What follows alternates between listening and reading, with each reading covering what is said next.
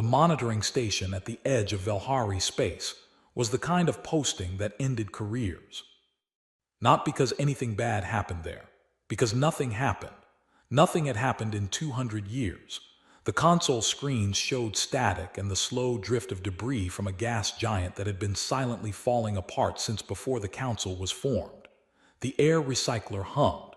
The food dispenser's heating element was broken. The nearest inhabited station was 4 hours away by relay signal. Prex had been here 6 months. He felt every single minute of it. He was small, even for a Drellan. Gray fur. Large dark eyes built for low-light environments that never got to be low-light here because the station kept its lighting uniform and cheerless. 6 fingers that moved fast and had nothing fast to move over.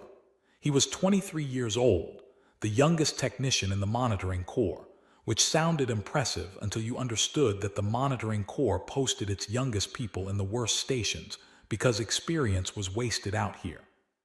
He ran his diagnostics every 2 hours. He filed his reports every 4. He ate from sealed containers because the dispenser heating element had been broken since before he arrived and no one had come to fix it. He watched the screens.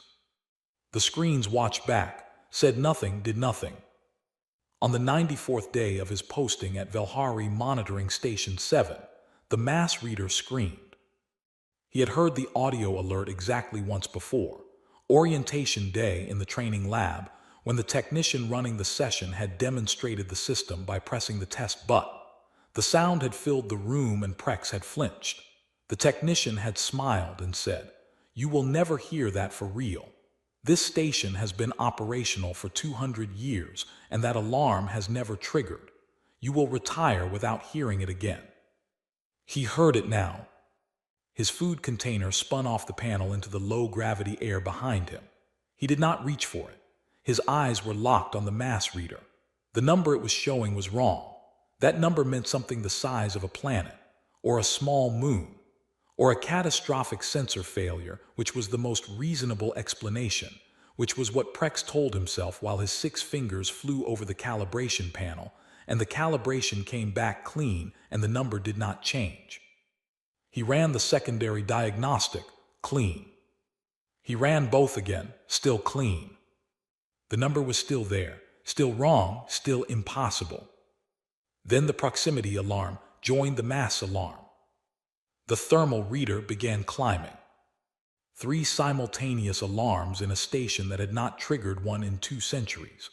Prex pressed his palms flat against the console edge and stared at the contact trace forming on his screen, a single point moving across the grid with a steadiness that was not accidental, on a heading that resolved clearly when he calculated it out.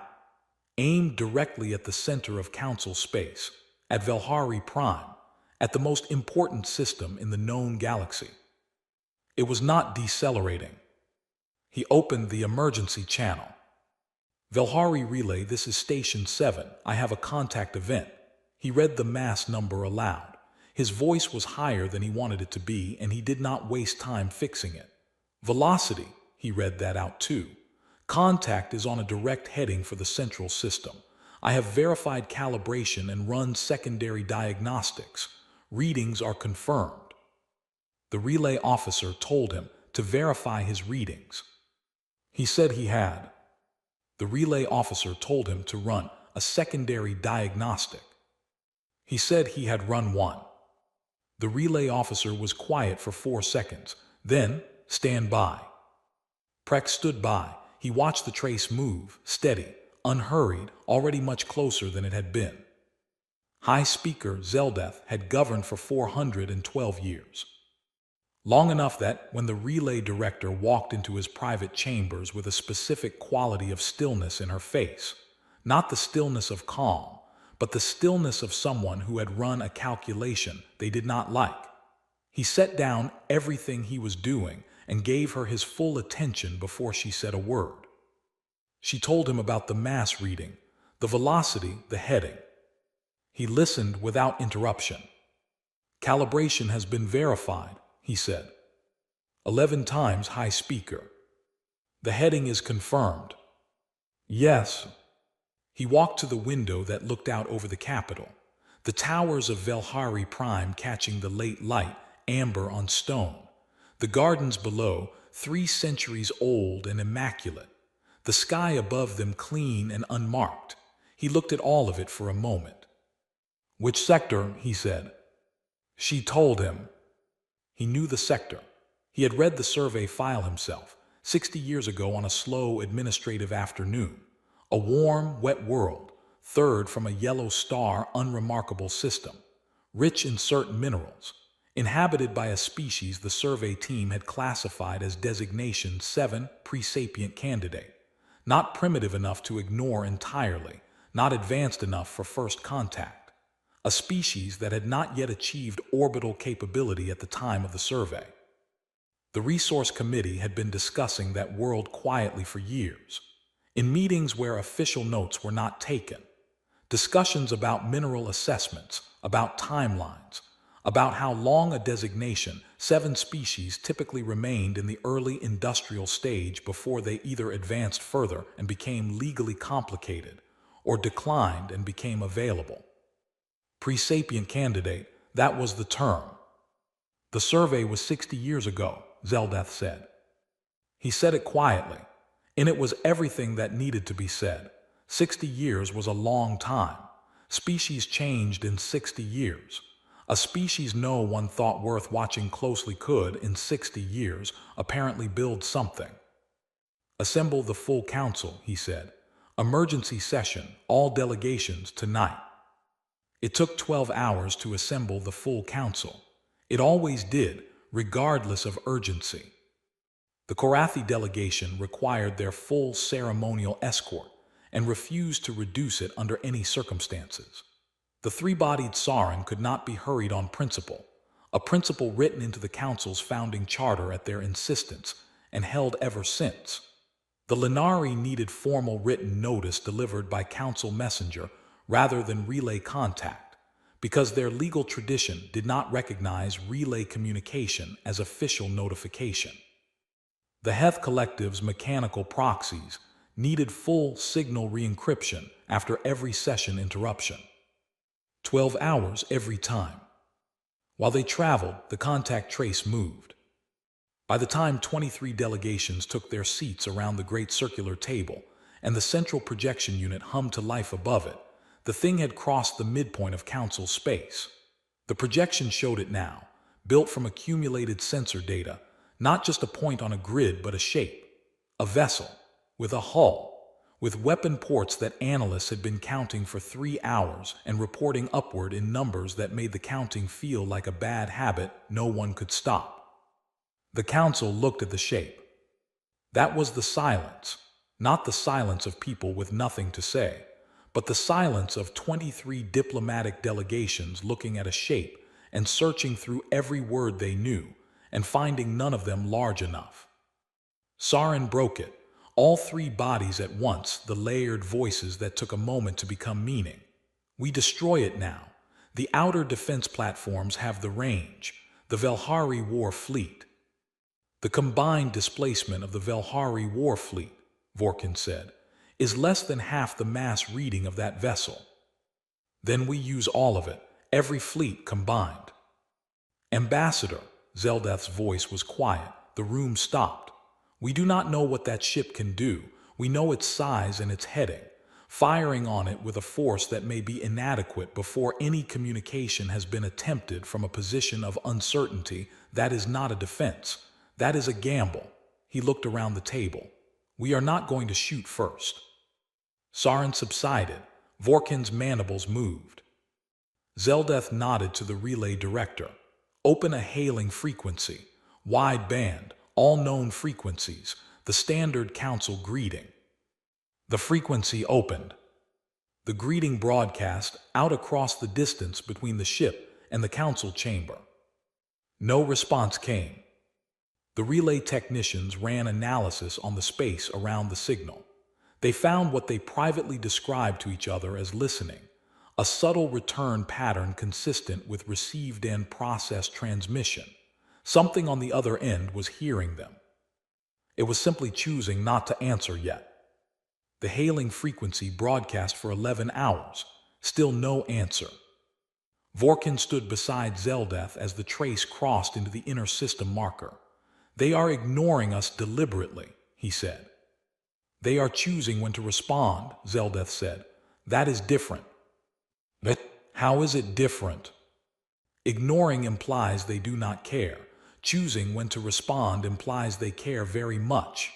He watched the trace close on the planet's position in the projection. "They want to arrive first, then talk. Arrival before communication is a position statement." Vorkin's mandibles moved slowly. "They have studied us." 80 years of our transmissions, if the sector is correct," Zeldeth said. "Of course they have." The inner defense grid had powered up automatically when the ship crossed the threshold. 47 platforms, the most powerful weapons the Council had ever built, swinging to targeting positions. Zeldeth had watched the reports come in. He had watched the defense grid commander's face while the targeting analysis came back. He had watched the grid power down again. The ship had not altered its course by a single degree. It slid into orbit above Velhari Prime with the ease of something that had calculated this approach in advance, from a distance, with access to precise gravitational data about the planet below, which meant they had the planet's exact mass and composition, because they had been listening for a very long time. At monitoring station Velhari 7, Prex had not moved from his chair in 12 hours. He had not eaten. The food container was somewhere in the air behind him. He had been watching the contact trace cross his screens in real time, watching the velocity hold steady, watching the heading not deviate by a single degree. No response to the hailing signals, no change in course, no acknowledgement of anything at all, just that straight, unhurried line. Around hour 11, the thermal sensors ticked upward. The gravity reader trembled. Prex pressed his face against the observation port.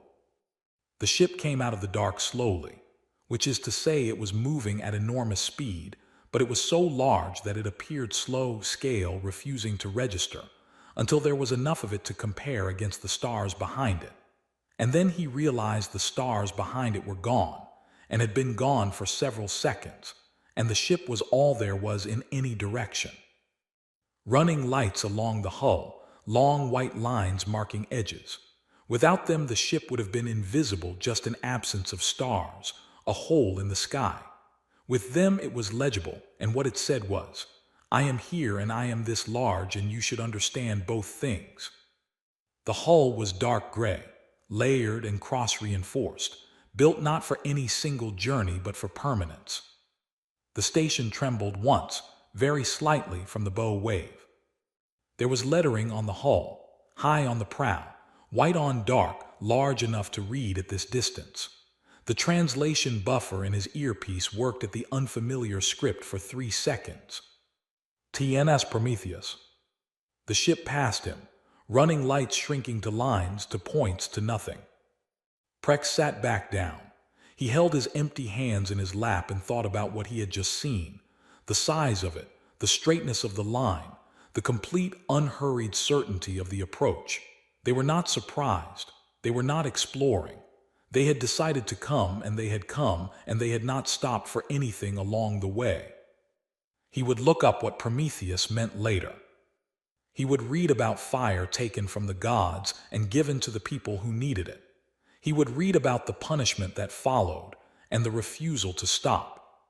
He would not forget the name. Part 2. The Defense Grid Controller had 37 years of experience. 2 Council military actions. 3 First Contact protocols. Every significant security event in the Council's central system during his entire career.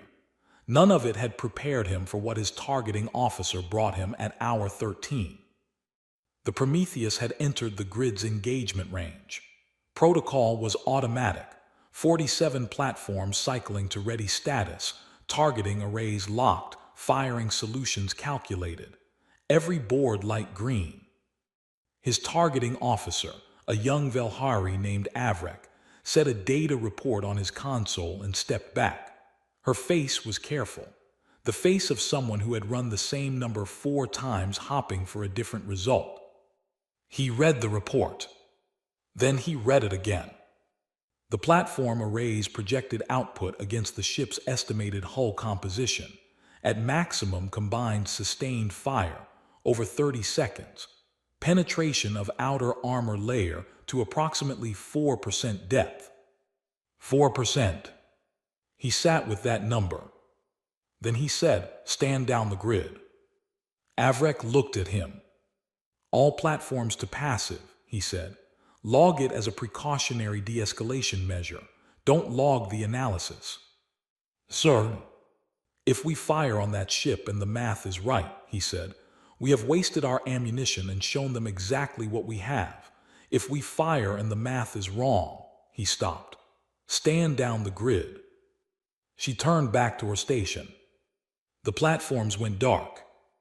On the orbital display above his console, the Prometheus moved into its final approach vector, smooth and certain, and settled into a stable orbit above Velhari Prime as if 47 guns had never existed, as if the grid had been a formality. Which it had been. The communication request came through 47 minutes after orbital insertion. Not immediately. The ship had arrived, settled, and gone quiet for nearly an hour before it reached out. Zeldeth had noted the timing, deliberate, a message in the pause itself: "I am here. I am not in a hurry. Take the time you need." The relay director opened the channel. A face appeared in the projection above the council table. Zeldeth had seen photographs of humans in the survey file. Bipedal, bilaterally symmetrical, soft-bodied, variable in coloring. Flat features, forward-facing eyes. Designation 7. The photographs had conveyed a general quality of fragility, a species in early development, unremarkable, not yet worth the formality of contact. The woman looking at him from the projection did not look like the photographs. It was not her appearance. Medium height, dark hair pulled close, angular face, a dark uniform with rank markings at the collar. Unremarkable technically.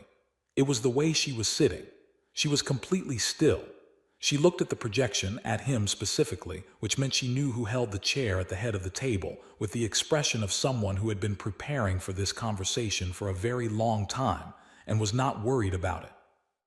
"I am Admiral Kira Vasquez," she said. Her galactic standard was precise and unaccented, better than many native speakers on the council. "Commanding officer of the Terran naval ship Prometheus. I represent the Terran Unified Authority." A pause, one deliberate beat. "I believe this is our first official contact." "It is," Zeldeth said, "though not your first knowledge of us." A slight adjustment in her expression. Not surprise. Recognition. She had wondered if he would circle around it or go straight to it. "No," she said. "We have been aware of the Council for 82 years. We decoded your open transmission frequencies in year 11. We have been attentive since then." "Attentive," Vorkin said. He was trying to establish standing with his tone, the old diplomatic habit. "You are listed in our survey database as a pre-sapient candidate species. Your world had not achieved orbital capability at the time of our assessment. We achieved orbit 4 years and 8 months after your survey team left our system," Vasquez said. "We noted that no second team returned." A pause, precisely placed. "We noted that your long-range sensors continued to scan the outer boundary of our system on a regular schedule." Vorkin had nothing to say to that. "We did not announce ourselves," Vasquez said. "We had reasons for that. I'm happy to discuss them in a formal session if the Council is willing to arrange one." She looked at Zeldeth. "We would request a meeting with the full Council within 24 hours. There are a number of matters we would like to address." Protocol for first contact situations requires a preliminary diplomatic exchange before full Council sessions are. Vorkin began. "We are familiar with your protocols," Vasquez said, not cutting him off, clarifying. "We would respectfully request an exception. We have waited a significant time for this conversation. We would prefer not to extend the wait further." Zeldeth looked at her. She looked at him. The brown eyes gave away exactly as much as his did, which was nothing, which was something he noted. 24 hours, he said. We will arrange it. Thank you, High Speaker. She said it without softness, not warmth, acknowledgement. The tone of someone accustomed to speaking to powerful people without adjusting their posture. The channel closed. The room sat with it. She knew your title, the Lenari observer Tivin said. He had been silent until now. She addressed you first. She knew the seating arrangement. Yes, Zeldeth said. They have studied our procedures. 82 years of council transmissions, Zeldeth said. Our session records are in the public archive. Our hierarchy is documented. He looked at the dark space in the projection where her face had been. They know everything about us that we have ever said out loud. Vorkin said, What do they want? Zeldeth thought about the way she had said. We have waited a significant amount of time. He thought about what waited behind that. Not impatience, the wrong word entirely. The patience of something that had been building and planning and had at last decided the building was sufficient. We will find out in 24 hours, he said. Prepare all delegations and get me the resource committee files, all of them. Vorkin's mandibles stilled.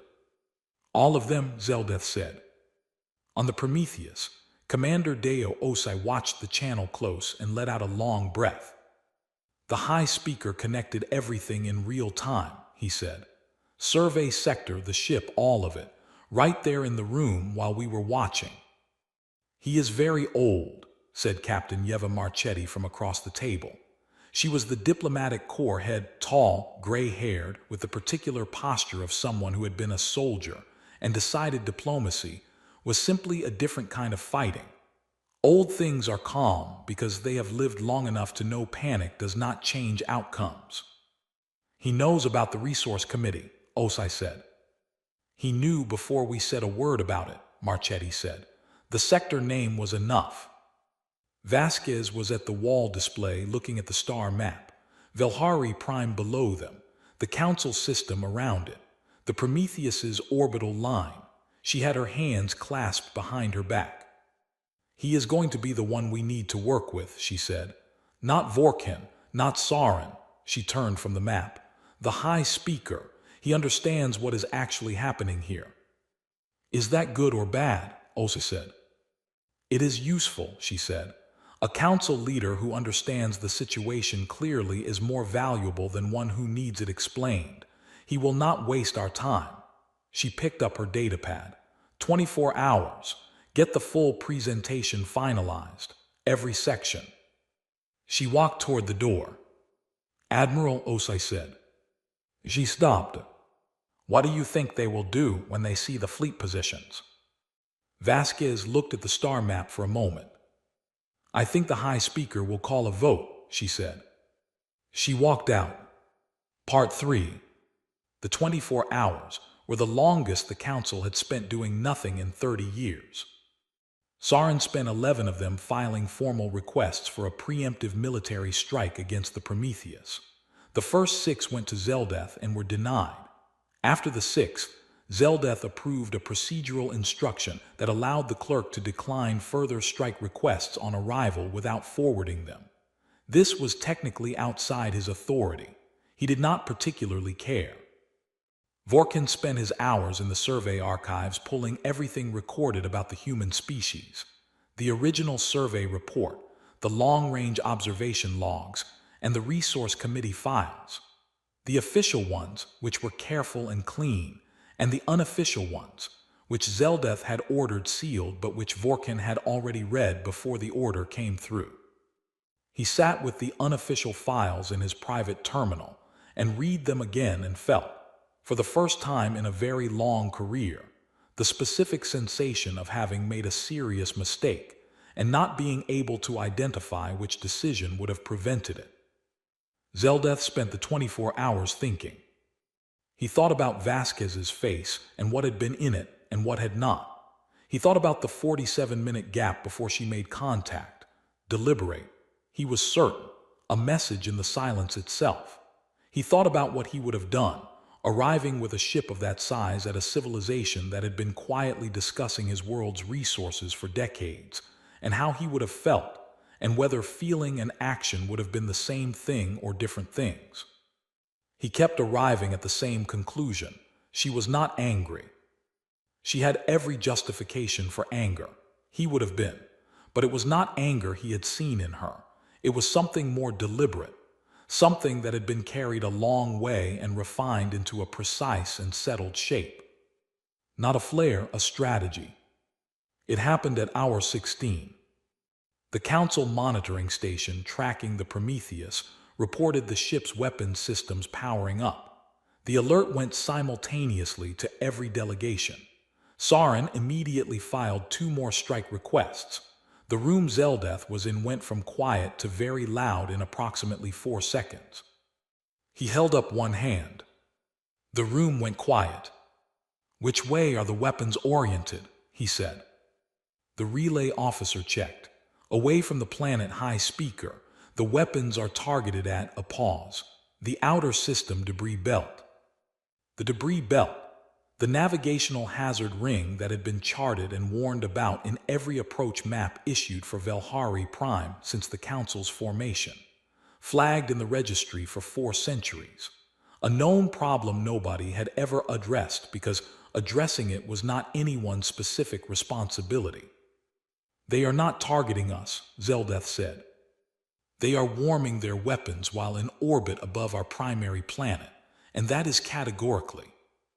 "Not targeting us," Zeldeth said. "Wait." They waited. 11 seconds.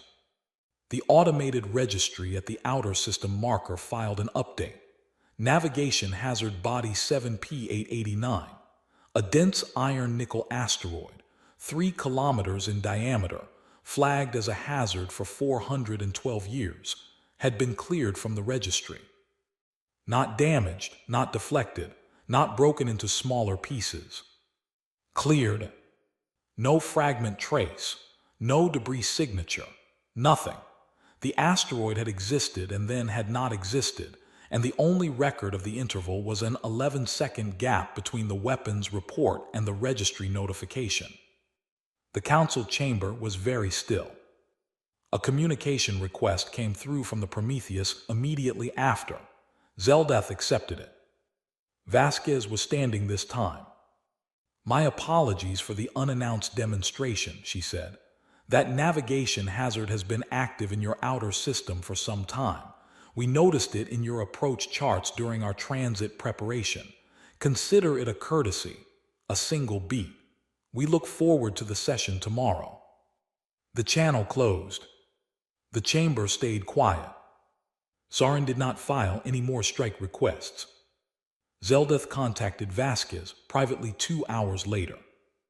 "Council First Contact Protocol," he said, "specifies that initial formal sessions are conducted via projected communication rather than direct physical meeting. The security considerations." "I understand the protocol," she said. "I wanted to confirm your awareness of." "High speaker," she said, patient, firm. "We have come a very significant distance. We are prepared to meet in person. A projection is," she found the word, "insufficient for a conversation of this importance." She held his gaze. "We would prefer to be in the same room." "The full council convening on your vessel is not possible," he said. "The security implications of—" "I am not proposing the full council," she said. "I am proposing a preliminary meeting, a small delegation, aboard the Prometheus." She paused. "We will provide full security guarantees. Your delegates will be free to leave at any point. The meeting will last no longer than you wish." Another pause, shorter. "We would like to show you something." "What?" "The ship," she said simply. "We would like you to see it." Zeldeth considered this. He thought about what it meant to accept an invitation aboard something that had just removed a 3-kilometer asteroid from existence in 11 seconds. He thought about what it said if he refused. He thought about the Resource Committee and the unofficial notes and the 60 years and what Vasquez already knew about all of it. 3 delegates, he said. Myself, Ambassador Vorkin, and Observer Tivin. We can accommodate a larger party. 3, he said, and I want the tour before the formal session, not after. She looked at him. I want to understand what I am looking at before we sit at a table together, he said. Something shifted in her expression. Not quite a smile, the thing before a smile that decides not to become one. Before the session, she said. Agreed, tomorrow morning then. Tomorrow morning, he said. The channel closed. Zeldath stayed at his desk for a moment. He thought about the way she had accepted his condition without hesitation, as if she had expected it, as if she had been hopping for it. He thought, she wants us to see the ship. He thought, there is a specific reason for that. He went to bed. He did not sleep well. Part 4. The shuttle from Velhari Prime to the Prometheus took 19 minutes.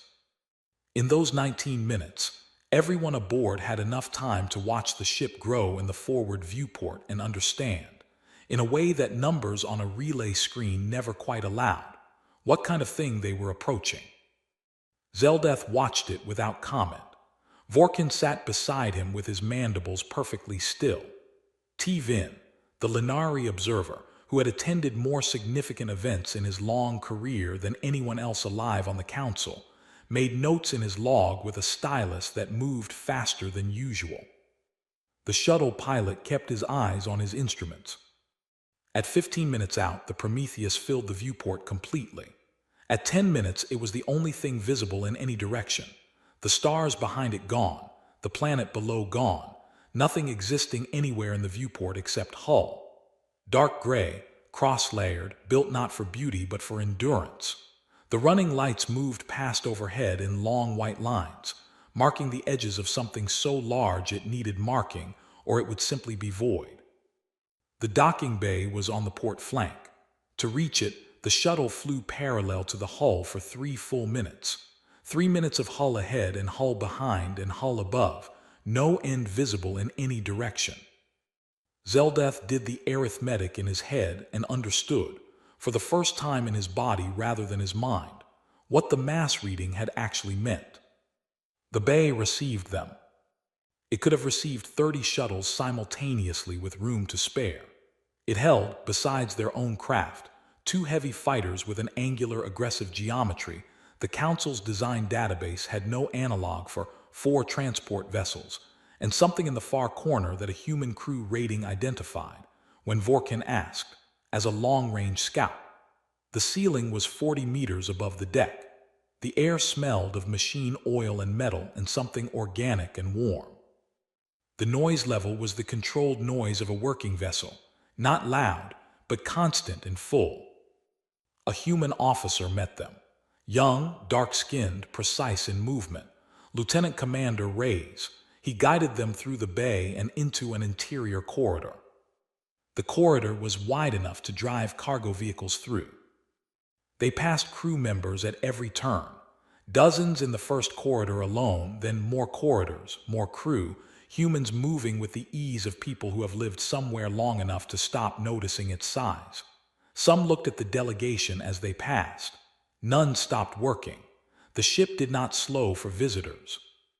They passed a gallery section where one wall was transparent, actual glass, decorative, Reyes said, and through it was visible the planet of Velhari Prime, blue-gray and distant and very small. How many crew does the Prometheus carry? Zeldath said. Full complement is 42,000 high speaker, Reyes said. Zeldath let the number settle. 42,000. The entire combined military command staff of all Council member species was smaller than the crew of this one ship. Tivin's stylus was moving very fast. Admiral Vasquez met them in the main observation deck. It ran the full width of the bow section. The forward wall was entirely transparent, reinforced to near invisibility, framing an unobstructed view of space. Velhari Prime below, the Council system around it, the stars beyond. She was standing at the viewport when they arrived, looking out. She turned when they entered. She was shorter than Zeldeth had expected, slightly below average height for a human, but she stood in the room the way rooms were organized, around her. Captain Marchetti was to her right, positioned as interpreters always position themselves, slightly forward, slightly between. High Speaker, Ambassador, Observer Tivin. She had all their names, of course, the correct pronunciation of each. Admiral, Zeldeth said. They sat at a table arranged near the viewport. Behind Vasquez's head, visible through the transparent wall, Velhari Prime turned in its orbit. Zeldeth noted the arrangement. It was not accidental. The vessel is extraordinary, Zeldeth said. Thank you, Vasquez said. The crew complement of 42,000 is standard for a Titan class, yes. Zeldeth looked at her. There are others of this class. Yes. How many? Vasquez held his look for a moment. Then she said, 14 currently commissioned, 3 more in late construction. Vorkin's mandibles were absolutely still. Built where? He said. We have conducted regular long-range scans of your system for 60 years. There was no indication of large-scale construction activity. We built in orbit of our moon, Vasquez said. The moon's mass creates sufficient interference at your scan frequencies. We adjusted our construction shielding after we identified your scanning schedule. She said we noticed your scan schedule, the way you said things that were simply factual. For how long? Tivin said. He had set down his stylus. Large-scale construction programs began 71 years ago, Vasquez said. After we completed decoding your transmission archive and understood the full picture of our situation. 71 years. Zeldeth sat with that. 71 years of building in secret behind a moon, while appearing to Council censors as exactly what they had always appeared to be. A pre-industrial species not worth watching closely. 71 years of patience and construction and silence. You found the Resource Committee discussions, he said, not a question. Vasquez looked at him. Yes, she said. Flat, complete, no visible anger in it. The tone of something known for a very long time, carried long enough to stop being sharp. And you built in response, he said. We built because we understood our position, she said. A species classified as a pre-sapient resource candidate by the most powerful political body in the galaxy has 3 available responses. Ask for help, wait to be found, or prepare. A pause. We considered asking. Why didn't you? Vorkin said. We were not certain who to ask, and we were not certain what form the request should take. She looked at the table between them. We decided that arriving with a question was less useful than arriving with a clear statement. The room was quiet. Through the viewport, Velhari Prime turned below them, slow and indifferent. Tivin said, What is the statement? Vasquez said, We would like to join the Council. She showed them the fleet manifest after that. A data file transferred clean and fast to the Council relay. 14 Titan-class vessels. Designation, commission date, current position. The supporting fleet, 416 vessels across 7 classes. Total personnel across all elements, 3.2 million.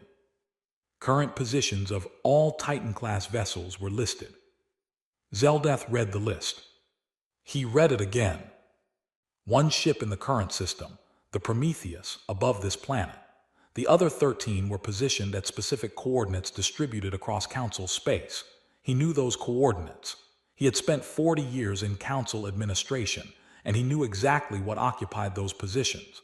Every major communications relay in the network, every deep space fuel station, every long-range defense network control node, every piece of infrastructure the Council used to function as a unified body. 1 Titan at each point. Not blocking, not threatening, just present. 14 months, she had said. They had been in position for 14 months. For 14 months, these ships had been sitting at every critical node in the Council's infrastructure, patient and invisible, while the Council held its meetings and filed its reports, and continued its resource committee discussions as if nothing had changed. Zeldeth set the datapad down. "You came to introduce yourselves," he said. "We came," Vasquez said, "to make sure the introduction was taken seriously." Part 5. The formal council session was held in the Great Chamber as protocol required. 23 delegations, the circular table, the projection unit at the center. There was also a 24th delegation. Vasquez entered with Marchetti and Commander Osai and took seats at the table itself, not before it, not at the floor speaker's position, but at the table as members. Zeldeth had arranged this. He had not consulted Sarin or the Korathi bloc or the Linari faction, all of whom had filed procedural objections. He had overruled all of them on grounds he had constructed specifically for this occasion and would defend in detail later. Vasquez had seen the seating the moment she walked in. Her posture adjusted very slightly, something expected turning out to be true. She sat at the table. The session began. The first hour was procedural introductions, as council tradition required and nothing could bypass. Delegations introduced themselves to the human delegates. Vasquez and Marchetti received each introduction with the correct form of ceremony for the introducing party, different for the Korathi, different for Sarin, different for Velhari. Each one calibrated correctly for the cultural expectations of the species introducing themselves. Every delegation noticed. None of them said anything about it because there was nothing to say. When the formalities were complete, Zeldeth opened the substantive session. "Admiral Vasquez," he said, "the Terran Unified Authority has requested membership in the Galactic Council. You may address the Council directly." She stood. "Members of the Council," she said, "my government appreciates the opportunity to address you in person. We understand this is unusual." She let that word sit for one full second. "We are requesting full membership in the Council, not candidate status, not observer classification, not the provisional standing designated for species in the precontact period. Full membership with equal voting rights and equal standing under Council law." She looked around the table, one delegation at a time. "We are also requesting the formal removal of Earth and all human-inhabited worlds from any resource designation or assessment category. Retroactively." Sarin shifted, all three bodies. "You are requesting a retroactive change to survey classifications which are established under." "The classifications were applied to our world without our knowledge or consent," Vasquez said. "Level, not heated. We are requesting their formal removal." She paused. "We are also prepared to accept a permanent seat on the Resource Committee to ensure future classifications of inhabited worlds meet the standard we would all prefer to see applied going forward." The Resource Committee offer landed in the room like something heavy set down on a table. Vorkin said, "Full membership under Council Charter requires a period of candidate review lasting no fewer than—" "We are aware of the standard requirements," Vasquez said. "We are requesting an exception on the grounds that they were designed for species newly discovered and newly in contact, and we are neither. We have been aware of this Council's existence and operations for 82 years. We have been present in Council space for 14 months. The slight emphasis on present was careful and precise. We are not a new contact situation. We are a long-delayed introduction." Long-delayed introduction. Zeldeth watched it move through the room. Council member Rithais of the Korathi, a careful diplomat who had been at this table for 70 years, said, "And if the Council declines full membership and offers the standard candidate process instead?" Vasquez looked at him. She picked up the datapad on the table in front of her and pressed it once. The central projection unit, the Council's own system, displayed a star map. Council territory. Every inhabited system, relay station, defense node, and fuel depot, all in their correct positions. And 14 points of steady light. She said nothing for a moment. She let the room read the map. "The Council may choose whatever path it considers appropriate," she said. We will respect the decision. We simply want to ensure the decision is made with full information available. The map stayed up. Rithais looked at it. He was a careful man. He looked at each of the 14 points. He looked at what was adjacent to each of them. He did not say anything else. Sarin said, "This is a threat." Vasquez said, "This is a map. Those ships are positioned at their current operational locations," Vasquez said. "They will remain there or redeploy according to our needs. They are our ships. We direct them." She looked at the Sarin delegation. "We have not made any threatening action against the Council or any of its member species at any point. We removed a navigation hazard from your outer system as a courtesy. The positions of our fleet are our operational business." She set the datapad down. "We are here to join the Council. That is what we want. We would like to be asked, and we would like to say yes." The chamber held. Zeldeth let it hold for exactly as long as it needed to. Then he said, "The Council will vote on the question of full membership for the Terran Unified Authority. Under Emergency Session Charter, a simple majority is sufficient." He looked around the table. Those in favor. The vote took 6 minutes. 14 delegations voted in favor, 6 voted against, 3 abstained. Humanity joined the Galactic Council. After the other delegations filed out and the chamber staff cleared the table and sealed the session record, Zeldeth remained in his chair. Vasquez remained at hers. Marchetti and Osai had gone with the documentation team. Vorkin had left with the Velhari block quietly, without looking back. The chamber emptied until it was just the two of them at the large circular table, and the ventilation hummed, and the last of the day's light coming through the upper windows. Zeldeth looked at the table surface for a moment. "We made a mistake," he said. Vasquez said nothing. "The survey classification," he said. "The resource committee discussions. The way we categorized your world without contact, without consent, without the consideration we would have extended to a species we did not find conveniently located." He paused. "We made a mistake." Vasquez was quiet. Then she said, "You made several." He accepted that, yes. The windows above them had gone to early evening, amber fatting into blue. Velhari Prime's sky at the end of the day. The first one, Vasquez said, was not saying hello. Zeldeth looked at her. 60 years ago, she said. Your survey team was in our system for 11 days. They scanned the planet. They filed the report. They left. She folded her hands on the table. My grandmother was alive when your team was in our system. She had no idea. Nobody had any idea. We had radio telescopes pointed at the sky and your ships were there, and we didn't see them because your stealth shielding was good enough. We were looking at the stars and wondering if anyone was out there. She was not angry. She was precise. If they had said hello, this would have been a very different story. Yes, Zeldeth said. We would have been frightened, she said. The contact would have been complicated and difficult and probably messy. You would have had every advantage, but it would have been honest. Yes, he said. The room was quiet. You handled this well, Zeldeth said.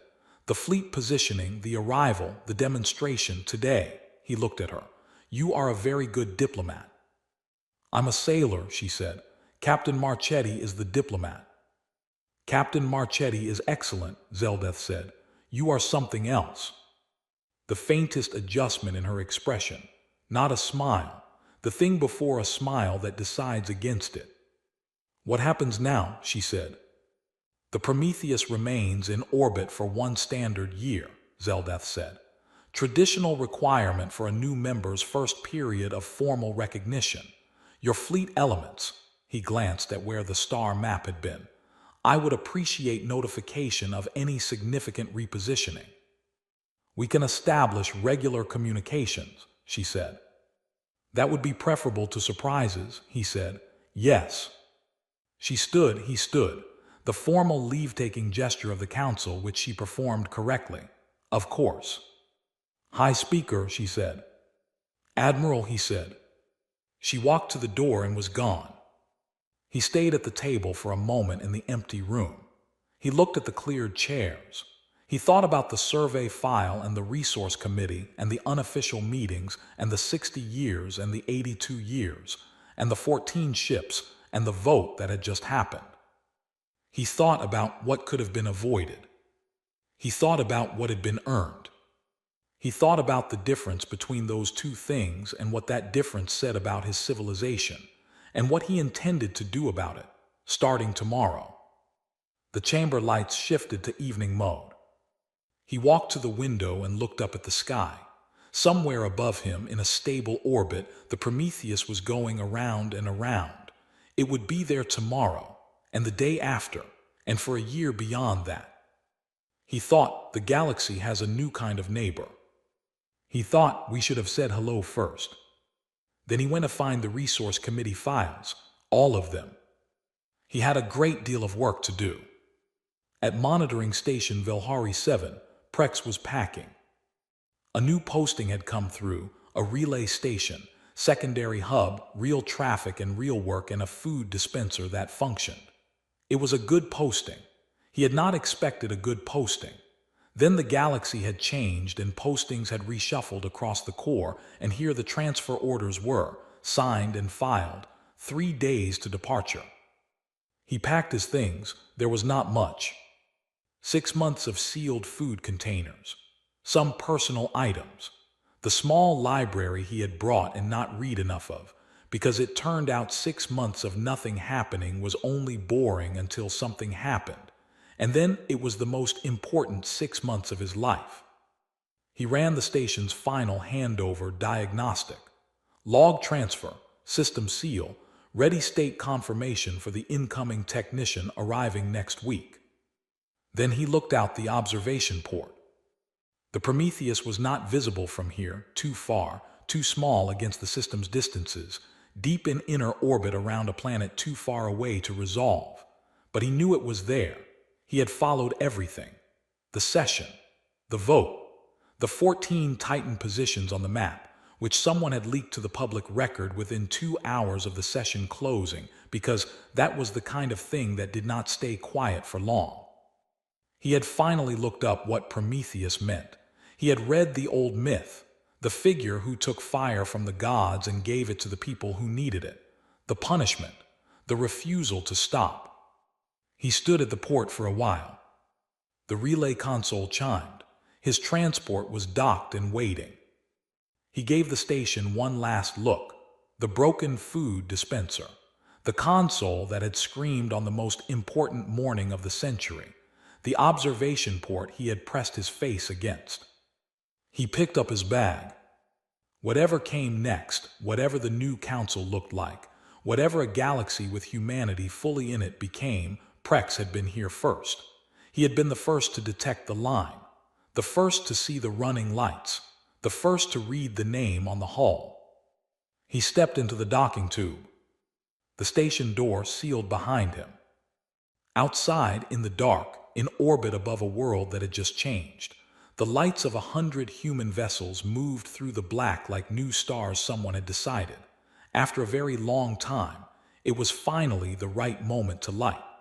The defense grid controller had 37 years of experience behind him.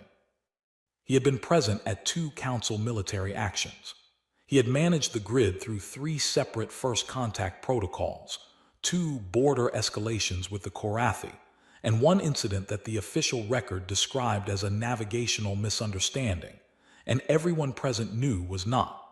In 37 years, he had never once powered down a weapons grid after it had been activated in response to a confirmed contact. He powered it down now.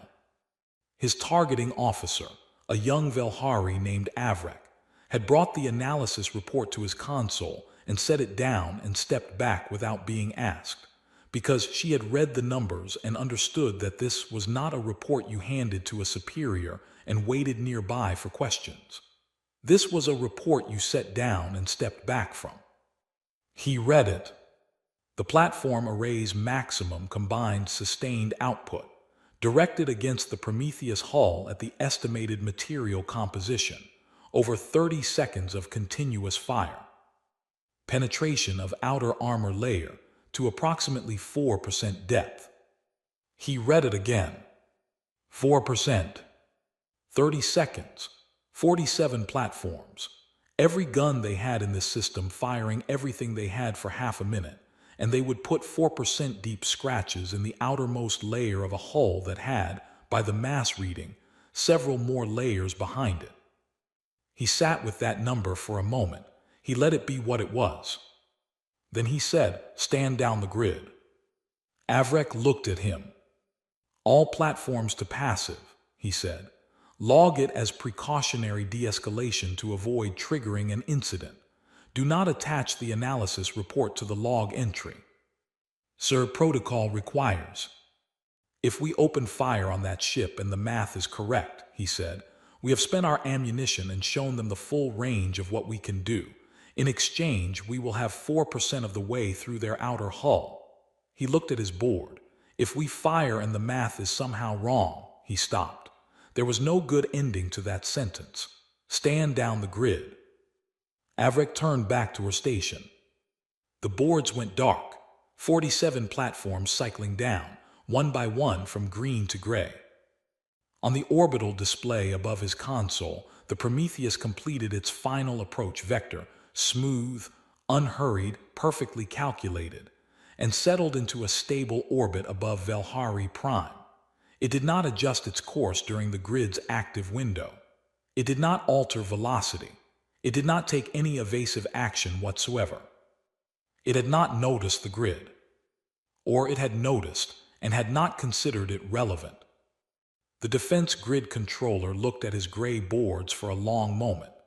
Then he filed the de-escalation log, as he had said he would, and he did not attach the analysis, and he did not speak about it to anyone, because some numbers were better understood slowly and in private than quickly and in front of a room. The communication request came through 47 minutes after orbital insertion. Not immediately. The ship had arrived, settled into its orbit, gone quiet, and sat there for nearly an hour before it reached out. Zeldeth had been watching the timer on the relay board while he waited. He had noted the gap. Deliberate.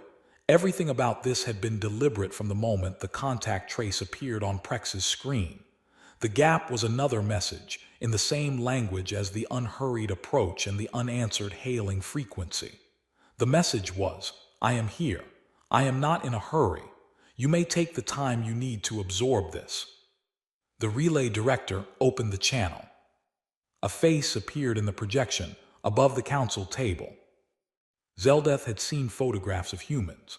The survey file had carried biological documentation, standard imagery, physical assessment, the kind of visual record a survey team produced for any catalog species. Bipedal, soft-bodied, variable coloring, forward-facing eyes, flat face, no natural armor or notable physical defenses.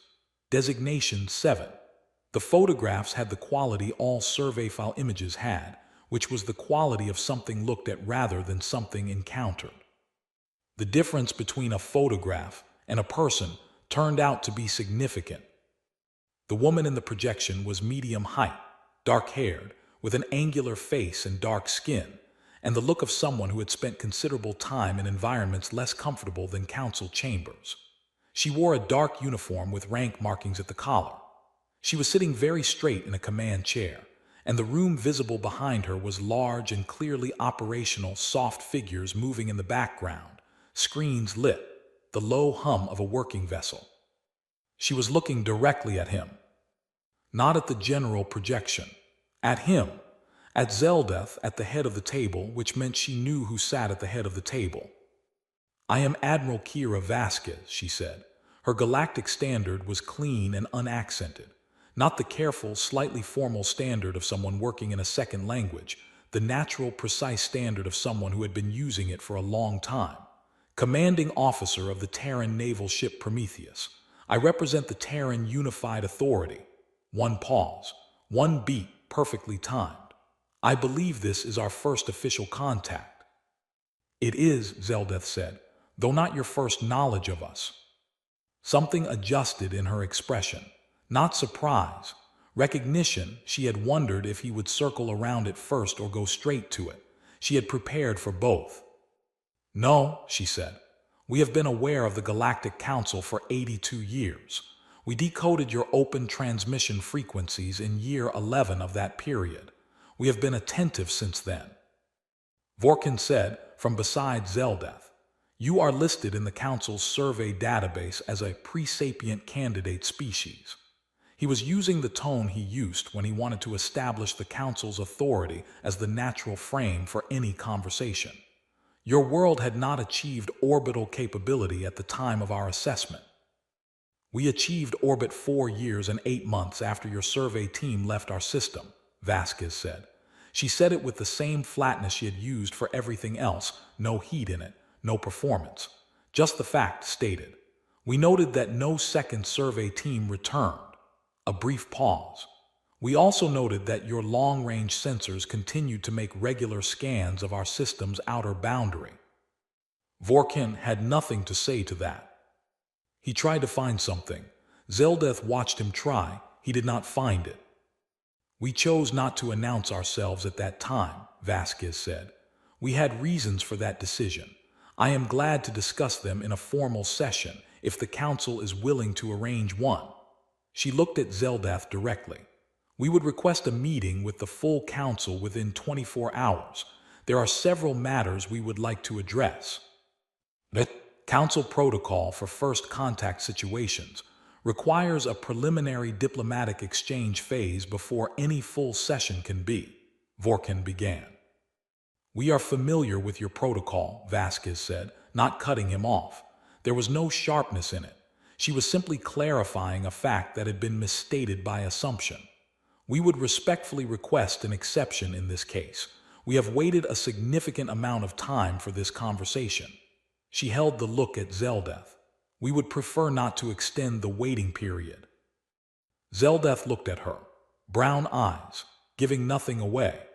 He had spent 400 years learning to read faces across species, and what he read in hers was not impatience and not hostility, and not the nervous energy of a first contact situation. It was the settled, patient steadiness of someone who had planned carefully and arrived exactly where they intended to arrive, and had nothing left to be anxious about. 24 hours, he said. We will arrange the session. Thank you, High Speaker. She said his title the way equals said titles to each other, without deference, without challenge, just correct. The channel closed. The chamber sat with it. The Lenari observer Tvin, who had not spoken in several hours, said, She knew your title. She addressed you first without looking to see who you were. She knew the seating arrangement before she looked at the room. Yes, Zeldeth said. They have studied our formal structure. They have had 82 years of Council broadcast transmissions, Zeldeth said. Our session records are public archive. Our hierarchy and seating protocols are fully documented. He looked at the empty space in the projection where her face had been. They know everything about us that we have ever said in a room with a recording running. Vorkin said quietly, What do they want? Zeldeth thought about the phrase she had used. We have waited a significant amount of time for this conversation. He thought about how she had said it, not with frustration, not with accusation, but with the weight of something that had been carried a long way and was now, very precisely, being set down. We will find out in 24 hours, he said. Prepare all delegations, full formal session, he paused, and bring me the resource committee files, the official ones and the unofficial ones. Vorkin went very still. All of them, Zeldeth said. The Council did not sleep well that night. Sarin filed 4 formal requests for preemptive action before the 3rd hour. The Council clerk denied the first 3 on procedural grounds and then contacted Zeldeth, who approved a standing instruction allowing the clerk to deny subsequent requests of the same type without forwarding them. The Korathi delegation lodged a formal objection to the session format and sent 2 follow-up objections when the first went unanswered. The Lenari faction requested an emergency sub-council meeting to discuss the legal classification question, received approval, held the meeting, reached no conclusions, and filed a summary document that was thorough and entirely useless. Zeldeth read the Resource Committee files. The official ones first, clean and careful, written by people who knew they were writing for the record, formal language, appropriate hedging, the kind of document that would look reasonable to any outside review, survey classification confirmed, ongoing long-range observation recommended, next formal assessment scheduled pending Resource Committee availability. Then the unofficial ones. He read them slowly. He had known in a general way what was in them. He had not read them in full before. He read them now at his desk in the quiet of his private chambers with the kind of attention he gave to things that could not be unread. They were thorough documents. Someone had done careful work estimating the mineral yield of the human homeworld. Someone had run detailed projections on the timeline for designation 7 species to transition out of the industrial stage, the point at which the legal framework became complicated. Someone had written, in plain language, a recommendation for when to begin preliminary assessment activities and how to do it without triggering the Council's first contact legal protections. How to do it without triggering the Council's first contact legal protections. Zeldeth set the files down. He sat at his desk and looked at nothing for a while. He thought about the woman in the projection, the brown eyes that gave nothing away, the 47-minute gap before she said hello, the ship in orbit above his planet, stable and patient, that had crossed half the galaxy in a straight line and not stopped once along the way. He thought she read these files 80 years ago. He thought, or someone like her did, someone who read these files and then went to the people around them and said, "They are deciding what to do with our world. We are not invited to the discussion." He thought about what he would have done, what any people would have done. He closed the files. He did not sleep that night. He sat at his desk and thought about what he was going to say in 24 hours and what he was going to do after that, and what the Council he had spent 400 years helping to build needed to become if it was going to survive the next 400. Aboard the Prometheus, the night watch carried on as it always did. The ship ran on a standard 24-hour cycle matched to Earth time, which meant that while the Council's delegations were sitting in their various anxious silences across Velhari Prime, 3 shifts of 14,000 crew members each were doing their jobs. Engineers running maintenance cycles on systems that the Council's analysts were still trying to understand. Navigation officers logging the orbital track, updating the gravitational model for the planet below, noting the positions of Council vessels with professional interest and no particular concern. Medical staff, research personnel, communications officers monitoring the Council's relay frequencies, still monitoring, still attentive, as they had been for 82 years. The ship did not sleep. Commander Osai walked the bridge at the 3rd hour of the night watch, which was his habit when there was too much to think about, and thinking while seated was not working. The bridge on night watch was quieter than the day, the same work, lower volume, the particular ease of a crew that had done this long enough to trust each other in the dark. He stopped at the forward viewport. Velhari Prime below them. City lights on the night side, visible from orbit, the pattern of them dense around what the maps told him was the capital. Down there, in those lights, the most powerful political body in the known galaxy was having a very bad night. He thought about the Admiral, about the way she had looked during the transmission and after it the same. No change in her face when the channel opened, no change when it closed. He had served under Vasquez for 11 years, and in that time he had seen her be many things in many situations. He had never once seen her lose the thread. He thought about the High Speaker, the old reptilian, 400 years and some, the face that gave nothing away. The way he had said, 24 hours is workable, not the words of someone agreeing to a request, but the words of someone accepting a framing they had already decided to work within. He thought those two are going to understand each other. He thought that is either the best thing that could happen or the most dangerous thing that could happen. He looked at the city lights on the night side of the planet below. He thought, in 24 hours we will know which one. He went back to his post. The Prometheus turned in its orbit, patient and steady, the way it had been turning since before anyone on the planet below had closed their eyes that night. Its running lights marked the dark. Its sensors logged everything. Its 42,000 crew went about their work. It was not going anywhere. It had arrived exactly where it intended to be. The 24 hours were the longest the Council had spent in collective stillness since the Korathi border wars.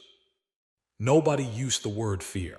It was not the kind of word Council members used about themselves, not in formal records, not in the corridors, not even in the private messages that the archive technically did not keep but practically did. They used words like concern and strategic uncertainty and the need for careful deliberation. But Zeldeth had been in this building for 400 years, and he knew what it looked like when 23 diplomatic delegations were afraid. And it looked like this. Doors closed earlier than usual, voices lower than usual, and a particular quality of silence in the communal halls that was not the silence of people with nothing to say. Sarin filed 6 formal requests for preemptive military action in the first 12 hours. The first 3 went to Zeldeth's desk and were denied with a written response. After the 4th, Zeldeth approved a standing clerk's instruction. Any further strike requests of this type were to be declined on arrival without forwarding. The clerk had looked at him for a moment when the instruction came through. Yes, Zeldeth said, all of them. The clerk sent the instruction. 2 more requests arrived. They were declined. Sarin filed a formal objection to the declination process. The objection was declined. Sarin filed an objection to that. Zeldeth read it, set it aside, and went back to thinking. He had been thinking for 16 hours. He was thinking about the resource committee files he had read in the night, about the careful language and the careful projections, and the recommendations written by people who had done thorough work on the question of how to approach a world that belonged to someone else without technically breaking the rules that existed to protect worlds that belonged to someone else.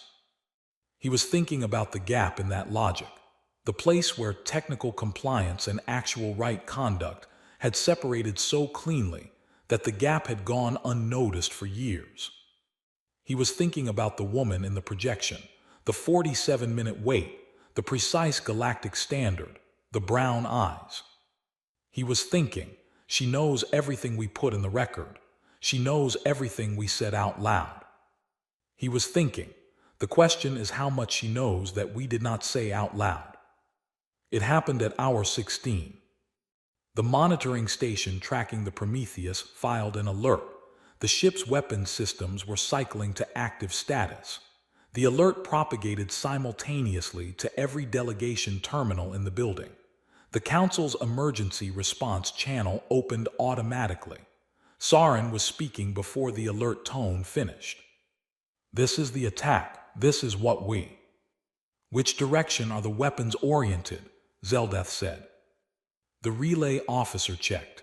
A pause of 3 seconds that felt longer. Away from the planet high speaker. The targeting solution is oriented toward. Another pause. The outer debris belt.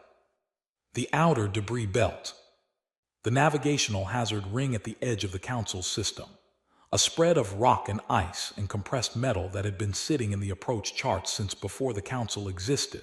Flagged in the navigation registry. Noted in every pilot's briefing.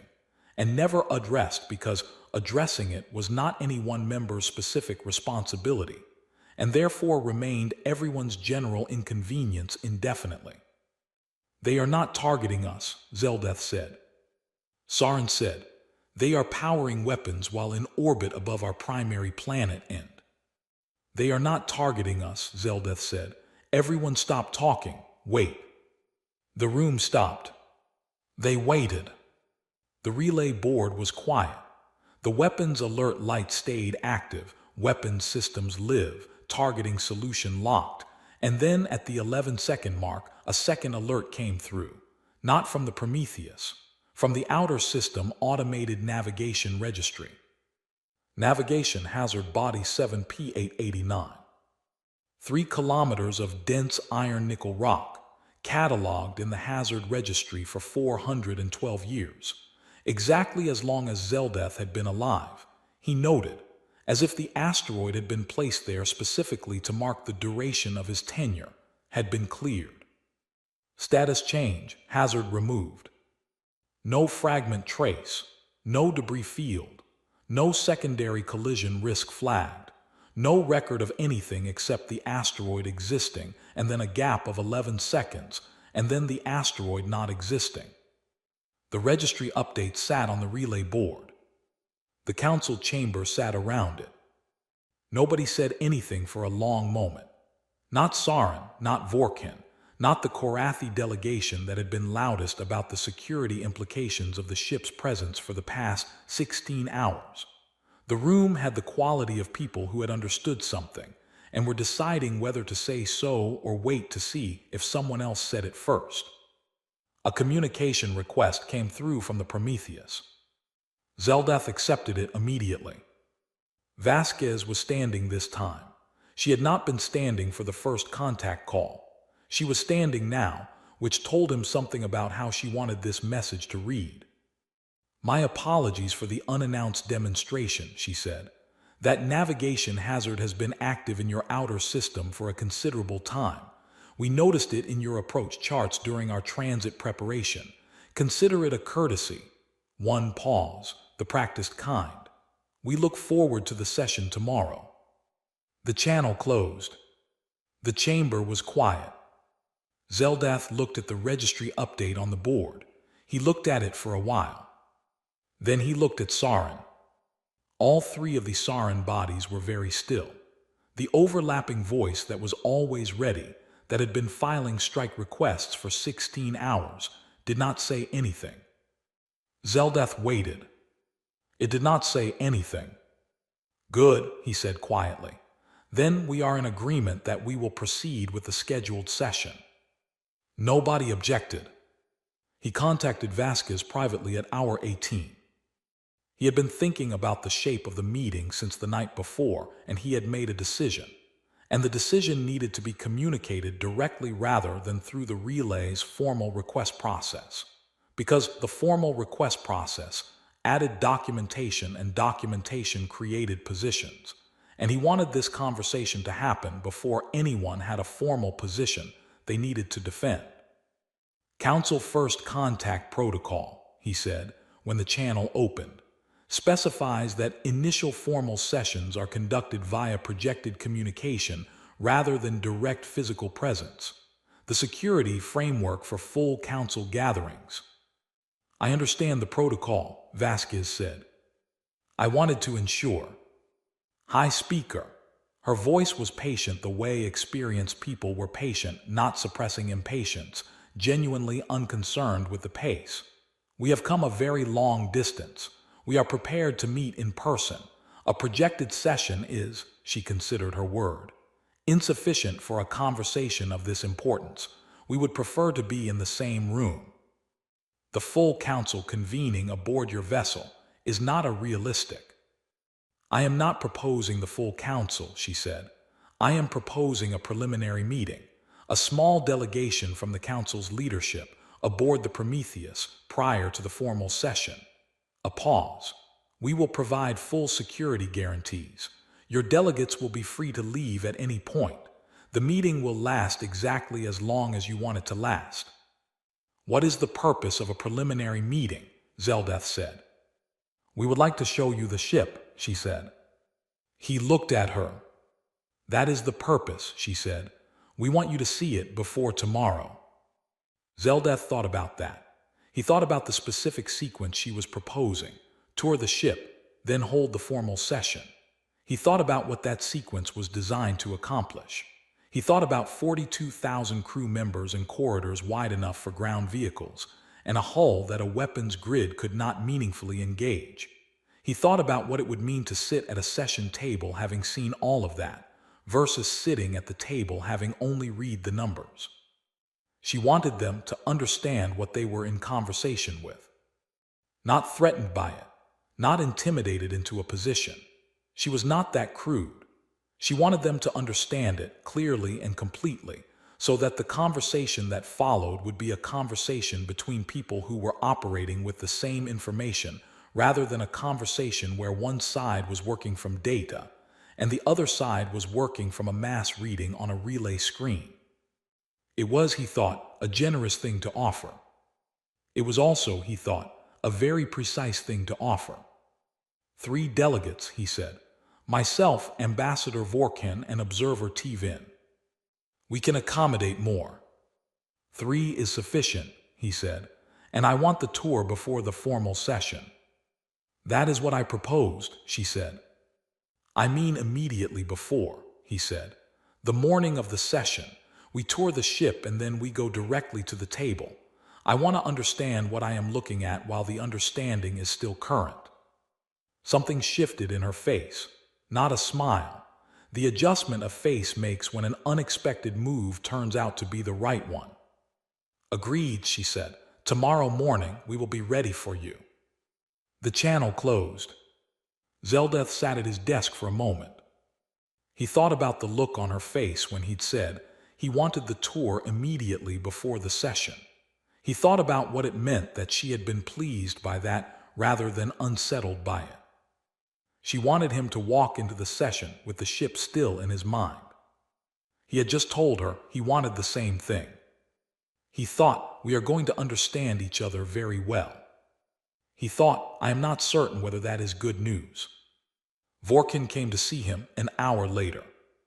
He sat across from Zeldeth's desk, with his mandibles moving in the slow rhythm that meant he was working through something he did not want to say directly, and was trying to find an indirect route that was still honest.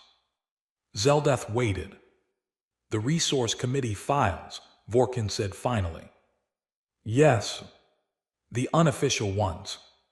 Yes. Vorkin was quiet for a moment. She knows about them. Almost certainly. We don't know that. Knows the survey file, Zeldeth said. She knows the official committee record. She decoded 82 years of our transmissions. He looked at Vorkin. The unofficial files were circulated on internal council channels that have been broadcasting in this region of space for 80 years. He paused. If I had been listening to someone else's internal communications for 82 years, and if those communications contained files describing plans for my homeworld, I would have found those files. Vorkin's mandibles went still. She knows, Zeldeth said. We should assume she knows everything. It will prevent us from being surprised in the session. If she raises it in open session. If she raises it, Zeldeth said, we will address it directly. It was a mistake. We will say so. He looked at the desk. It was a serious mistake. Saying so clearly and first is better than being made to say it. Vorkin did not look comfortable. He had never looked comfortable with admissions of error, which was a trait Zeldeth had spent decades working around in him. She has 14 ships, Vorkin said, positioned at. I know where they are positioned. If she decides to. She is not here to take anything, Zeldeth said. If that was her intention, she would not have announced herself. She would simply have acted. He looked at Vorkin. She is here to sit at the table. That is what she wants. Our job tomorrow is to make sure the table is worth sitting at. Vorkin left. Zeldeth sat alone with the files. He thought about the asteroid that no longer existed. 11 seconds. No fragment. No debris. The registry update filing automatically because the system had been built to assume rocks moved slowly and broke into smaller pieces and left trails, and something had happened that the system had no category for, and so it had simply filed. Hazard removed. He thought she called it a courtesy. He thought she is right that it was. He thought she is also right that it was a demonstration, and she knows that I know it was a demonstration, and she chose to call it a courtesy anyway, which is a very specific kind of honesty. He thought, tomorrow is going to be the most important session this council has held in 400 years. He prepared for it the way he had prepared for everything important in 400 years, carefully, thoroughly, and with the full acceptance that he did not control what the other person brought to the table, only what he brought himself. In the hours before dawn on Velhari Prime, the city was quiet. The Prometheus was visible from the surface if you knew where to look, a moving point of light among the fixed stars, white and steady, tracing its orbital line above the planet with the patience of something that had nowhere else to be. A few people saw it. Late-shift workers, insomniacs, the occasional scientist running a long observation program who happened to orient their equipment in the right direction. Most of the planet slept without knowing it was there. In the council building, lights were on in several offices, delegations preparing positions, staff reviewing files, the Lenari faction holding their third sub-council meeting in 12 hours and producing their third summary document that resolved nothing.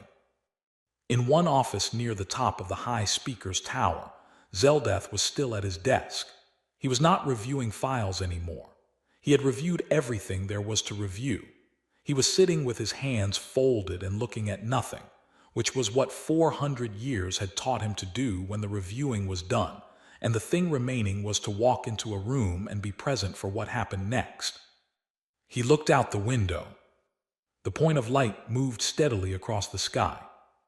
He thought about the name on the hull, TNS Prometheus. He had looked up the myth 2 days ago when the translation came through, an old human story, one of their oldest. A figure who stole fire from the gods and gave it to the people, and was punished for it enormously, and did not stop, and did not ask to be forgiven, and did not pretend the punishment was unjust.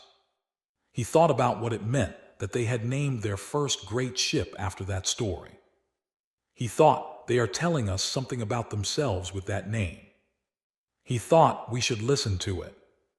The point of light completed its arc and slipped below the horizon. Zeldath stood up from his desk, straightened his formal robes, and went to get ready for the morning. The shuttle left Velhari Prime at first light. 3 passengers in the diplomatic cabin. Zeldath in his full formal robes, sitting upright and still.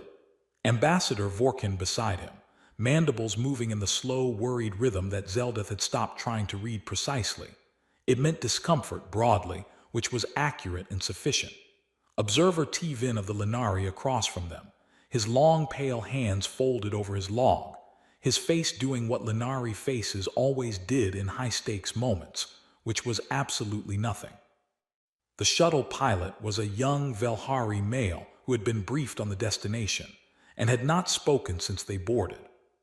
For the first 6 minutes the view outside was Velhari Prime, the atmosphere, then above it, the familiar orbital space the Council had occupied for centuries, known distances, known objects, the small shapes of Council relay platforms in their standard positions. Then the Prometheus was visible. It was not visible the way distant objects were visible, a shape you had to locate, a point that required context to read. It was visible the way a cliff was visible when you walked around a corner and found it in front of you. It occupied a portion of the viewport, and then more of the viewport, and then the viewport was not large enough to show all of it, and the shuttle had not even closed a third of the distance yet. Vorkin said, "It is larger in person." Nobody answered, because the statement was so obviously true that responding to it felt beside the point. They flew toward it. At 12 minutes out, the Prometheus was all there was in the forward view. The planet behind it was gone, not hidden, just outscaled, the way a single large object close-up outscales everything behind it. The hull moved past in dark gray layers, cross-reinforced, textured with the dense regularity of something built to take impact from any direction and keep its shape. The running lights along the edges were structural. Zeldath had understood this from the images, but seeing them at close range made their purpose physical rather than conceptual. Without them, the ship would have been darkness with edges. With them, it was legible. It said, "I am here." It said, "I am this large." It said, "You should understand both things." To reach the docking bay, the shuttle had to fly parallel to the hull for 3 full minutes. 3 minutes at shuttle speed, along the hull, and the hull did not end. It stretched ahead of them and behind them with equal indifference, and Zeldeth watched it and did the arithmetic in his mind, and arrived at numbers he had already seen on the relay board, and found that seeing them in his mind had not been the same as watching the hull go past for 3 uninterrupted minutes. The arithmetic had been abstract. This was not abstract. The docking bay received them. It was large enough for 30 shuttles simultaneously. It held, at the moment of their arrival, 2 heavy fighters with angular geometries the Council's design catalog had no match for, 4 transport vessels of a size that would have been notable ships in any Council member's fleet, and something in the far corner that Zeldeth could not classify from the entrance and filed away to ask about later. The ceiling was 40 meters above the deck. The air smelled of metal and composite materials and machine oil and something warmer underneath. The particular smell of a space where many people had been living and working for a long time. The sound level was what Zeldeth noticed most. Not loud, but constant and layered and full, the sound of a vessel operating at full capacity. Somewhere deep in the ship something large was running. Closer, the sounds of the bay itself, equipment, voices, the specific percussion of a working deck. The sound of 42,000 people going about their ordinary day. A human officer met them at the shuttle ramp. Young, dark-skinned, with the automatic precision of movement that came from deep military training, every gesture efficient, nothing wasted. He introduced himself as Lieutenant Commander Reyes and spoke Galactic Standard with a different accent than Vasquez, the words shaped slightly differently, which meant it was a learned language deployed from a slightly different internal structure. He guided them out of the bay and into the ship's interior. The corridor was wide enough to drive ground vehicles through side by side. They passed crew members from the first step into the corridor. Dozens of them, then more humans in the same dark uniform, moving in both directions, carrying equipment, speaking to each other in the human language that Zeldeth's translation earpiece rendered with small gaps where idiom outran literal meaning. Some of them glanced at the delegation. A few looked with open curiosity. None of them stopped. None of them slowed their pace. The work of the ship did not adjust for visitors. It was the ease that struck him, not the size. He had known the size from the numbers. The ease. These people had lived here long enough for 42,000 of them to share a ship the size of a small settlement and find it unremarkable. They moved through it the way people move through places they had known for years. Familiar turns, known distances, home. "How long has the Prometheus been in continuous operation?" Zeldeth asked Reyes. 11 years commissioned, High Speaker, Reyes said. She was the first of the Titan class. 11 years. The ship had been running for 11 years. 3 years before the Council's long-range sensors had detected the first indication of large-scale construction activity in the human system. And then that detection had been flagged and reviewed and attributed to natural gas giant atmospheric events and filed away. Zeldeth had read that filing in the survey archive. He had read the analyst's reasoning. The reasoning had been technically defensible. It had also been wrong. They passed a long gallery section where one wall was transparent, not armor glass, decorative glass, chosen for the view. Through it at this angle was visible the surface of Velhari Prime, blue-gray and curved, very far below. The capital city's footprint was just visible as a texture change on the surface. The council building where Zeldeth had sat at his desk all night was down there somewhere, small enough from here to put behind one finger. T-Vin had stopped making notes. He was looking out the gallery window. After a moment, he took out his stylus again and wrote something Zeldeth could not see. Admiral Vasquez met them in the main observation deck. It ran the full width of the bow section. The forward wall was entirely transparent, hull material refined to near invisibility, structural not decorative, which meant the view was unobstructed space. No frame, no division, just the stars and Velhari Prime below and the Council's system spreading out in all directions, familiar and suddenly different from up here, smaller and quieter than it looked from inside it. Vasquez was standing at the viewport when they entered, looking out, her hands at her sides. She turned when she heard them. She was wearing the same dark uniform, rank markings at collar and shoulder. No formal robes, no ceremony, nothing that suggested the meeting required performance. She looked exactly the same as she had looked in the projection on the Council's screen, which meant she was the same person in a room that she was on a screen, which was not universally true and which Zeldeth noted. Captain Marchetti stood to her right, the diplomat, positioned forward between Vasquez and the approaching delegation. The interpreter's instinct, the habit of bodies that had spent years moving to where the conversation was most likely to need translation. High Speaker, Vasquez said. Ambassador, Observer Tvin, all correct, all precisely pronounced. Admiral, Zeldeth said. They sat at a table near the viewport. Behind Vasquez's head, through the transparent wall, Velhari Prime turned in its orbit, slow, patient. Zeldeth noted the arrangement, the planet behind her, his planet, visible from her seat. He had been placed with his back to it. The arrangement was not accidental and was not intended aggressively. It was intended to be honest. This is where we are. This is the shape of the situation. Let us talk with that clearly established between us. He appreciated honesty, even when it was uncomfortable.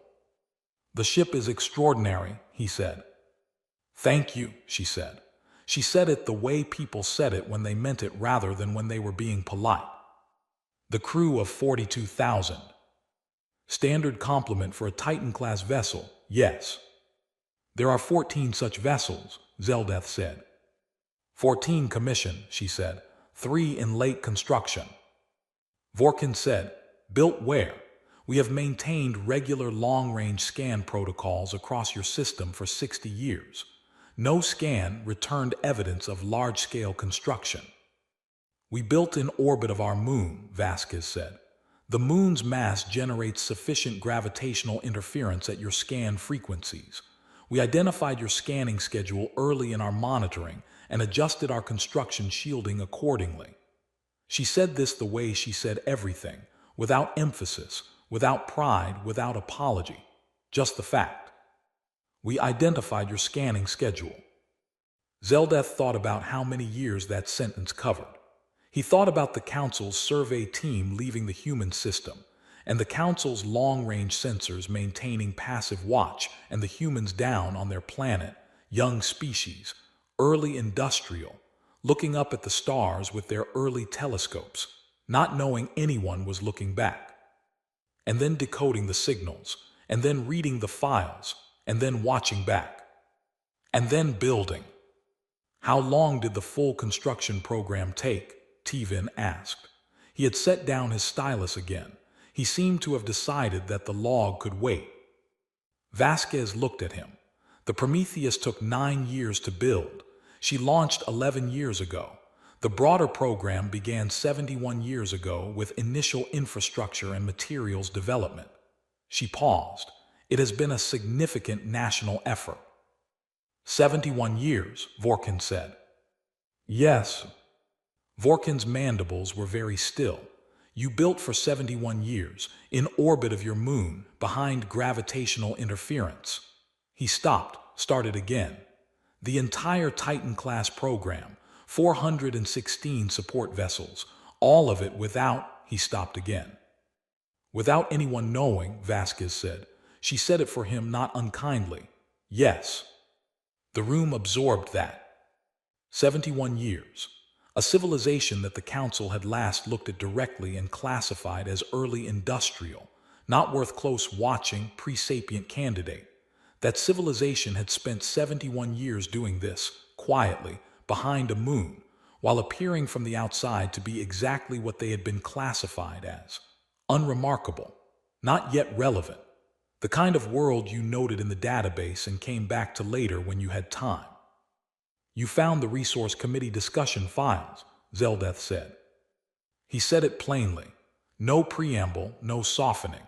He had decided in the night that plainness was the only approach worth taking. Vasquez looked at him. For a moment she was very still. Yes, she said.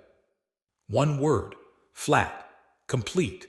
The tone of something that had been known for a long time and carried far enough that it no longer required a particular color. The official ones and the informal ones, Zeldeth said. Yes, she said again. When?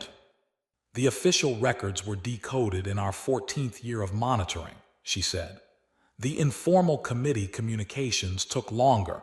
They were on a different encryption layer. We recovered them in year 22. Year 22, 60 years ago. The humans had been reading the Resource Committee's private discussions about their homeworld for 60 years. Zeldeth sat with that. He thought about what it felt like to read a document describing your world as a resource candidate, to read the projections about mineral yields, to read the timeline analysis, to read the recommendations about how to proceed without triggering the legal protections that existed for exactly this kind of situation, written by people who were confident you would never read them because you were a pre-sapient candidate who did not know the council existed. To read that, to fold it up, to go home and say, we have a great deal of work to do. I owe you an apology, Zeldeth said. The room was very quiet. Vorkin looked at him. Marchetti's expression did not change.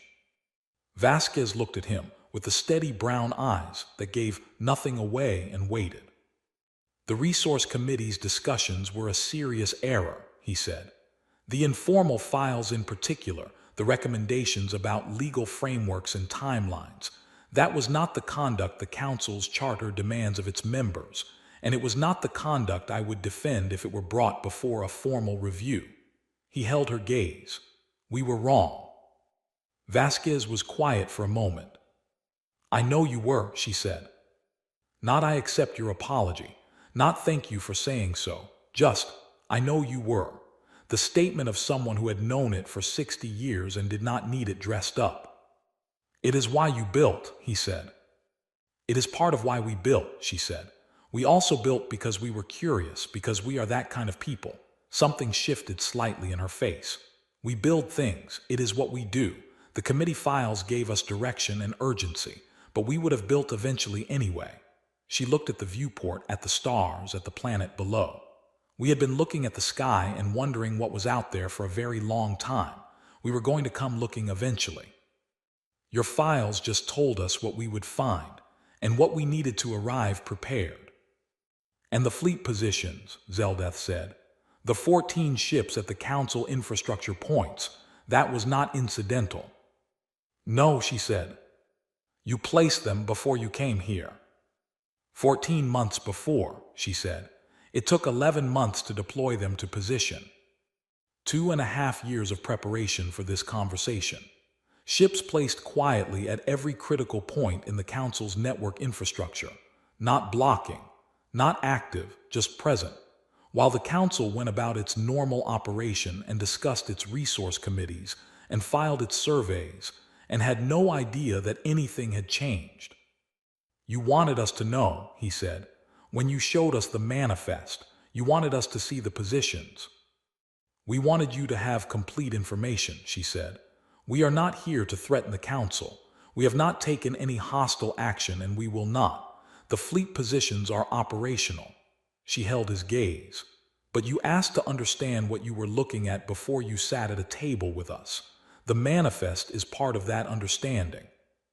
He thought she is doing this exactly right. He thought she knows the difference between leverage and threat, and she is using one and not the other.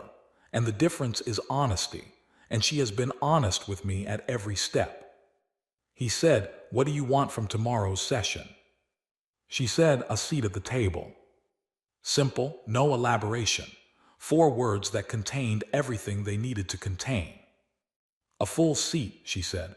Not a candidacy, not an observation status. Full membership equals standing equal vote. The charter requirements for full membership are designed for new contacts, she said. We are not a new contact. We are a civilization that has been aware of yours for 82 years and present in your space for 14 months, and has been operating in a manner consistent with council law for the entirety of that period. She said it without aggression, with the clean certainty of someone laying out a legal argument they had been refining for a long time. We are requesting recognition of what is already true. Zeldeth looked at her. She looked back at him. Outside, Velhari Prime turned in its slow orbit, ancient and indifferent, the planet he had governed for most of his adult life, visible behind the human admiral's head from a distance that made it look small. He said, "I will put it to the full council." She said, "That is all we are asking." The delegation was given a full tour of the ship before the shuttle returned them to the surface. Reyes walked them through the engineering levels, the research bays, the medical complex. He walked them through crew quarters, compact, functional, occupied by people who were clearly accustomed to them. He walked them through a training bay where human soldiers were running combat drills that Zeldeth watched for a while without comment, nodding the precision and the controlled aggression and the ease of it, the way the drills had the quality of habit rather than performance. He walked them through the ship's library. The library was large, actual physical volumes alongside digital archives, which Vorkin noted was unusual. Tivin stopped for a long time in front of a section of physical books and ran one pale finger along the spines and looked at the titles. "These are in galactic standard," he said. "The Council Archive Collection," Reyes said. 82 years of transmitted records. We have the full public catalog." He paused. "The research team has also translated approximately 6,000 volumes of human literature into standard. They are in the section behind." Tivin looked at the shelves. He wrote something in his log. Near the end of the tour, in a long corridor that ran along the inner hull, Zeldeth stopped and looked at the wall. It was covered in photographs, not screens, actual printed photographs mounted on the wall in no particular formal arrangement. Images of people, groups and individuals and families, children, places, blue skies, oceans, cities, landscapes that were clearly not Velhari. Written notes on some of them, names, dates, small mementos tucked into corners of frames. A human rating, passing by slowed when she saw him looking. "Memorial wall," she said. "Crew post photos of home, people they left behind." She looked at the wall herself for a moment. "It's a long deployment." Zeldeth looked at the photographs, the faces looking back at him. Faces of people who had no idea their image had ended up on the wall of a ship in orbit around the most politically significant planet in the known galaxy. People who had built something very large and sent it somewhere very far away, and were waiting at home to find out how it went. He thought about the scope of it. 71 years, not one person's project, not one generation's project. A thing handed down from people who had read the files and made the decision to 3 generations of engineers and builders and crew and diplomats and soldiers, all of them working on the same long, patient answer to the same question. He thought about the myth again, Prometheus, the fire, the refusal to stop. He thought, "We should have said hello first." He thought, "Tomorrow, I will make sure the table is worth the seat." He turned away from the photographs and walked toward the shuttle bay. The ship continued around him, enormous and unhurried, all 42,000 of its people going about their ordinary, remarkable day. The council chamber was ready an hour before the session. The staff had laid the table in the full formal configuration, name plaques, delegation flags, the traditional water vessels that nobody ever drank from, the session recording array mounted at the ceiling center. 23 delegation positions around the great circle. The projection unit at the heart of the table, polished, checked, ready. And one additional position. 3 chairs, placed at the table between the Velhari block and the Linari section. a name placard that read in galactic standard, Terran Unified Authority. No flag. They had not yet been issued one, which meant whoever handled flags had made a decision to prepare a space and let the question of what filled it resolve itself in the session. Zeldath stood at the entrance to the chamber and looked at those 3 chairs for a moment. The Korathi delegation had filed a formal objection to the seating arrangement at 3 in the morning. The Lenari faction had filed 2. Sauron had filed one that was also, technically, a 4th strike request with the seating objection attached to it as a supporting argument, which suggested that someone on the Sauron legal staff had been up very late and running out of creative approaches. Zeldath had declined all objections on the same procedural grounds. The High Speaker retained discretionary authority over chamber configuration for sessions convened under the emergency charter. It was a real authority. He had never used it for anything this significant before. He looked at the 3 chairs. He thought, if this goes wrong, it will be remembered as the decision that changed everything. He thought, if it goes right, it will be remembered the same way. He walked into the chamber. The human delegation arrived exactly on time. 3 of them, as agreed, walking in through the main delegation entrance like every other member that morning. No special entry, no ceremony, no announcement. Vasquez, Marchetti, and Commander Osai in a line, all in the same dark dress uniform with the same clean rank markings. No weapons visible, no guards. 3 people who had crossed the known galaxy in a ship the size of a natural satellite. Walking into a room full of people who had spent the last 3 days processing that fact, and looking for all the world like people who had done this before. Vasquez looked at the 3 chairs. Something settled in her face. A small thing, quickly gone. The expression of a person who had spent a long time preparing for a specific moment and had just confirmed that the moment looked the way they had hoped it would look. She walked to the table and sat down. The room adjusted around that fact, delegates at their positions shifting almost imperceptibly, conversations dropping quiet, the collective attention of 23 civilizations turning toward the chairs that now held occupants who were not, yet, a member of anything this table represented, but who were sitting at it anyway. Zeldath took his place at the head of the table. "The council convenes in emergency formal session," he said. "The matter before us is the application of the Terran Unified Authority for full membership in the Galactic Council."